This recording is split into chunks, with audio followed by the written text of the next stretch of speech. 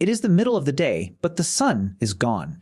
Not hidden behind a cloud. Gone. The sky is the color of cold ash, and ash is exactly what is falling, drifting down like dirty gray snow, settling on your shoulders, in your hair, on the leaves of plants that were green just a week ago. You cough. The air tastes of sulfur and rock.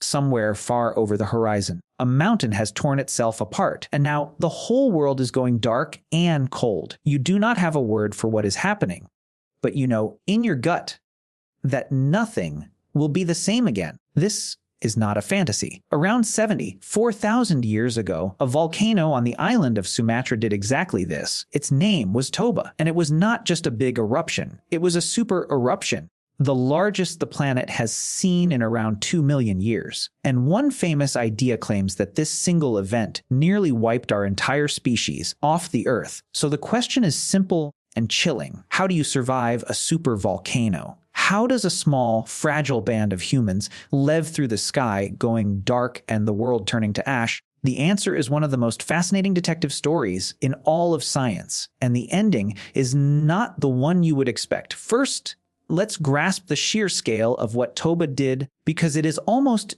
beyond imagining. A normal large volcanic eruption is terrifying enough. Toba was in a completely different category. It blasted out something like 800 cubic kilometers of rock, ash, and magma. To picture that, imagine enough material to bury a large country meters deep. When it was over, the mountain had collapsed in on itself, leaving behind a hole in the ground so vast it is now a lake. Lake Toba, about 100 kilometers long. That crater has a name, a caldera, which simply means the giant basin left when a volcano empties itself and its roof caves in. Toba's ash did not just fall on Sumatra. It drifted across the entire region, and geologists today can still find a distinct gray layer of Toba ash buried in the ground all the way across India, thousands of kilometers away. An entire subcontinent was dusted in the fallout of a single mountain. But the falling ash was not even the worst of it. The real danger from a supervolcano is what comes after, something called a volcanic winter. When Toba erupted, it flung enormous amounts of sulfur high into the upper atmosphere, where it formed a haze that reflected sunlight back into space. With less sunlight reaching the ground, the planet cooled. Plants struggled. Food chains wobbled. For years, possibly longer, the world may have been darker and colder than the humans living through it had ever known. Imagine the heart of an ice age arriving not over centuries, but in a single choking season. So you can see why one scientist looked at all this and proposed something dramatic. In the late 1990s, an anthropologist named Stanley Ambrose put forward what became known as the Toba catastrophe hypothesis. His argument went like this: the eruption triggered a brutal volcanic winter. That winter killed off most of humanity, leaving only a few scattered, desperate survivors, perhaps just a few thousand people clinging on in tiny refuges. In other words, Toba nearly finished us, and Ambrose pointed to a genuinely strange fact to support it.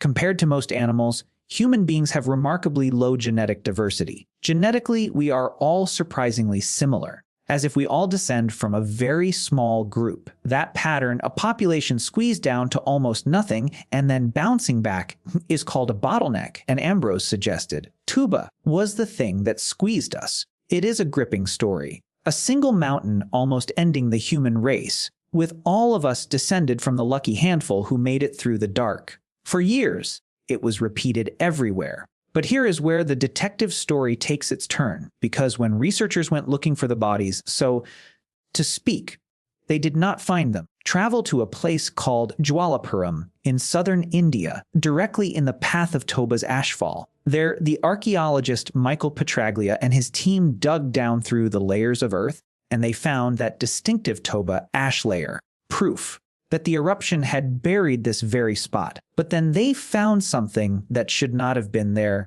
If the catastrophe hypothesis were true, they found stone tools below the ash. And they found stone tools above the ash. And the toolmaking style barely changed across the boundary.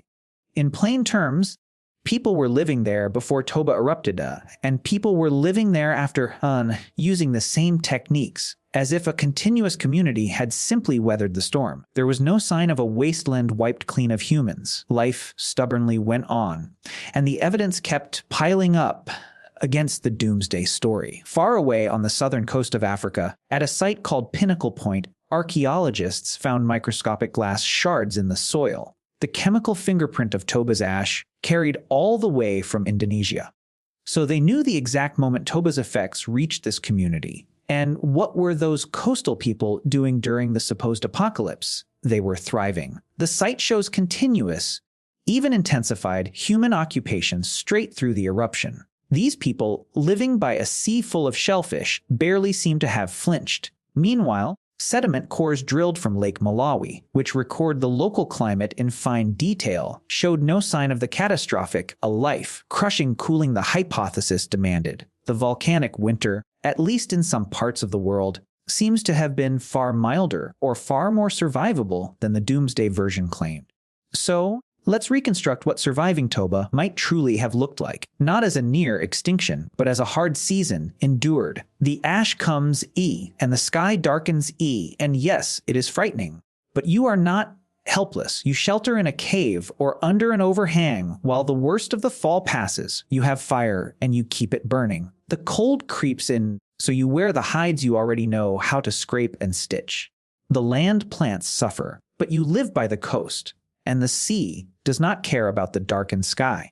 So you pry shellfish from the rocks and keep eating. The hunting is poorer, so you range farther, share more, and rely on the knowledge of your elders who remember lean years before. It is not a good time. People surely die, but your band, with its fire and its tools and its tight web of cooperation, does what humans had already become very, very good at doing. It adapts. It endures, and when the sky finally brightens again, you are still here. Now here is the twist, and it overturns the whole terrifying premise we started with.